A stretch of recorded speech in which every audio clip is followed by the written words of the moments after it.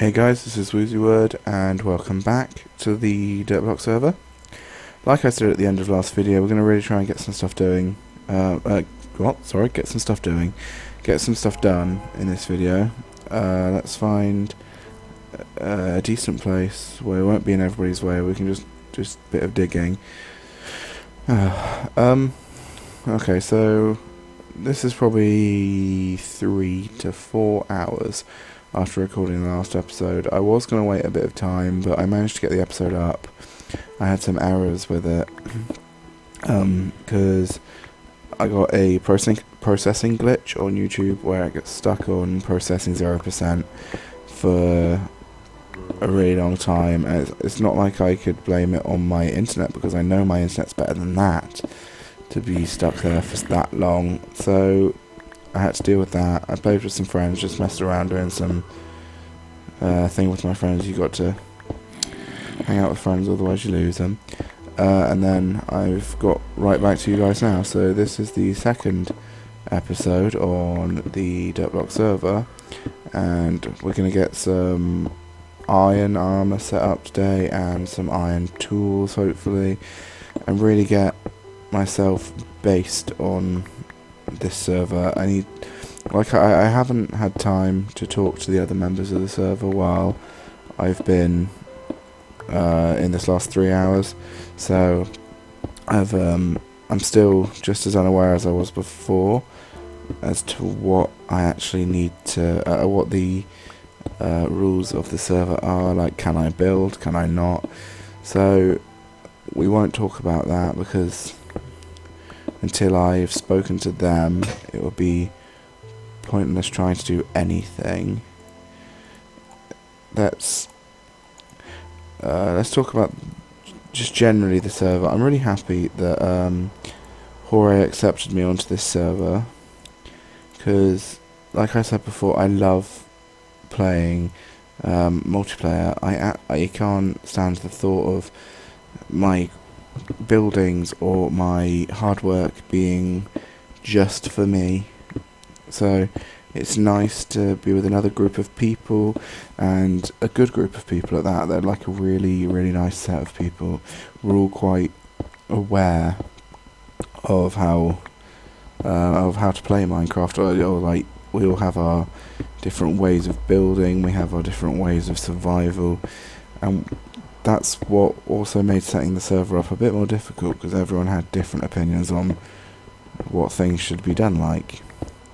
But we got there in the end, and like I said, when I was accepted to the server, I was really quite happy, because I was just trying to get on a multiplayer server. I wanted a nice group of people to play with, and luckily I got accepted for this one, and then 3-4 hours after that I got accepted for another one, and I had to tell them. I was like, I've already joined one, apologies, whatnot. But it's the nice thing about applying is the fact that you're accepted because you're wanted. You're relatively like a good influence on what they're trying to do, and you fit in their picture.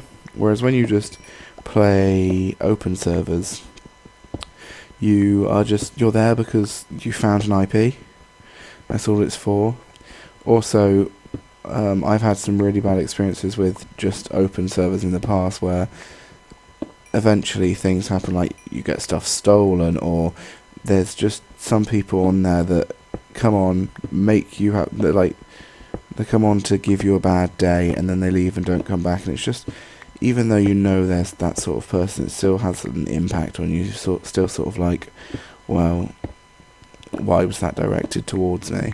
But when you're playing on a server like this, where you've been selected, everybody's respectful of each other, everyone is happy to get along, and hopefully everyone is going to be willing to do collaborations, because I would love to get some collab videos out for you guys. I mean, because I know my voice can get a bit dull, so it would be nice to get some other people in on the action. I'm gonna, as a friend of mine, he doesn't do YouTube, but he I'm pretty sure he's happy to just appear in my videos. So like, whenever I'm messing around with him, playing some games with him, I might get you guys. I might record and get you guys some footage from the game. Like we've recently got Magicite, so hopefully we can do some multiplayer of that. I've got a couple of friends that have that, and we can get in a game and play that. Magicite, if you don't know what it is, it's a roguelike game where you go through a little 2D world, you're killing things and you're getting better equipped, and I think there's boss battles. I've seen a few of the Mindcrackers play it and it looked like a really good game. Oops, some lapis, cause I can get that with cobble. I mean a stone pick. Also, I'm going to bring some mini games, maybe some indie games, just sort of games that aren't very well put out there, and get them on the market, or at least like make some more people aware, because there's some really good games out there that nobody recognises, and it's a shame because some of these games I'm really, really happy with, and they're really fun to play, and nobody really knows of them. It's a shame. We need to get that more well known. Anyway, my goal for this server is to really build. This is going to be a sort of a build server for me. I know quite a bit about redstone. I'm going to try and get a few of my redstone creations out there and just let people again.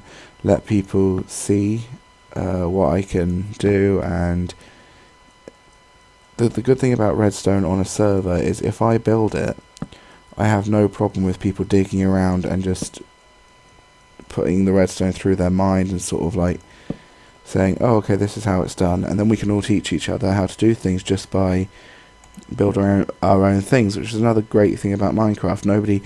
If I knew how to build a certain thing and one of my friends on the server wanted to build it, they don't have to go find a how-to video.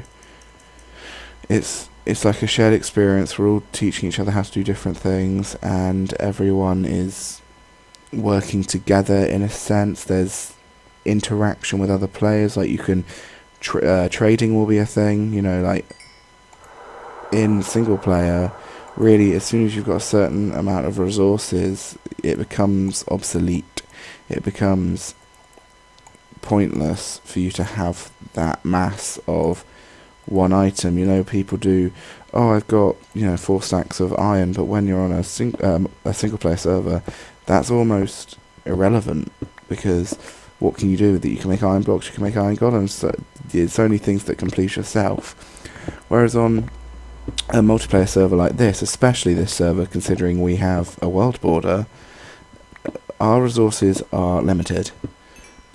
So every piece of ore you mine, every flower you find, every bit of sand you dig, that's worth something, and that makes it makes it for a much better server, because you have to interact with people. If I was to mine for 5 hours and not find any diamonds, that's no good to me, is it? I need to, but I can go to someone and trade, say, hey, I've got this much coal, but I really, really would like to buy some diamonds. And they'll be like, oh yeah, coal's rare, or well, coal's not rare. But they're like, yeah, I could do with a couple stacks of coal, here we are, we'll do a trade. That's what I love about, that's my favourite thing about multiplayer, just the interaction. You've got like shops, and you've got functional buildings that you're building for other people, almost, for them to use. It just makes for a better series, it makes for more fun.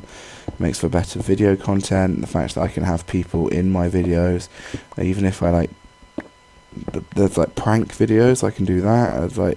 There's so much more opportunity when you're on a multiplayer server, and most people, most people like single player, and you can get on with single player, but there's only so much you can do in a single player game before you exhaust what you're playing, and then you start a new world, and then you have to do the whole thing again, and it's sort of like an endless cycle almost.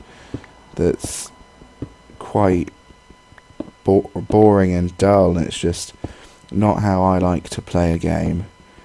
That's why often a big selling factor of a game to me is there's co-op campaign, there's multiplayer, there's mini games online, there's that sort of thing.